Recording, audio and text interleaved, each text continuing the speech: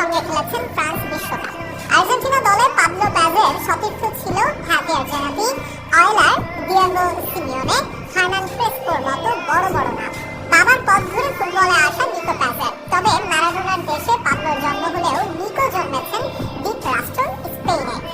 স্পেনের সান্তা ক্রুজে জন্ম প্যাজের। 2016 সাল থেকে খেলে আসছেন স্পেনের সর্ববৃহৎ ক্লাব রিয়াল মাদ্রিদের যুব দলে। তবে এই যুব দলে খেলার সময় 2022 সালে ডাক আসে আর্জেন্টিনার অনূর্ধ্ব 20 দলে। এমনকি আর্জেন্টিনার মূল দলেও ডাক এসেছে তার। তবে জন্মসূত্রে স্প্যানিশ হওয়া প্যাজ চাইলে স্পেনকেও প্রতিনিধিত্ব করতে পারতেন। তবে স্পেন ছেড়ে আর্জেন্টিনায় যাওয়ার তার বড় প্রভাবক ছিলেন লিওনেল মেসি। প্যাজ বলেন, আমি স্পেনে জন্মেছি, আমি দুটি দেশকে অসম্ভব ভালোবাসি, তবে আমি আর্জেন্টিনার হয়ে খেলতে চাই, কেননা এটা আমাকে পরিচয় করিয়েছে বেশি, বিশেষ করে আমার বাবাকে, যে আর্জেন্টিনার হয়ে খেলেছে এবং আমি তার পদাঙ্ক অনুসরণ করছি। সে আর্জেন্টিনার হয়ে অলিম্পিক ও বিশ্বকাপ খেলেছে, সে আমার উপদেশদাতা, সে পৃথিবীতে থেকেছে, আমার থেকে অনেক জ্ঞান রাখে, সে সিদ্ধান্ত আমার উপর ছেড়ে দিয়েছিল, আর সেখানেই আমি আর্জেন্টিনাকে বেছে নিই।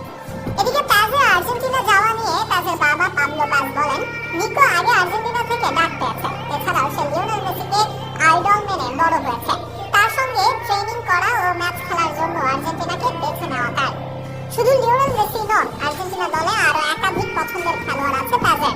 তাদের মধ্যে অন্যতম হলেন আনহেল ডি মারিয়া ও পাওলো দিবালা। দুজনের খেলার ধরনই নিকোকে অনুপ্রাণিত করে বলে জানান তিনি। বিশেষ করে ডান পায়ে খেলেন বলে দুজনকে অনুসরণ করেন নিকো।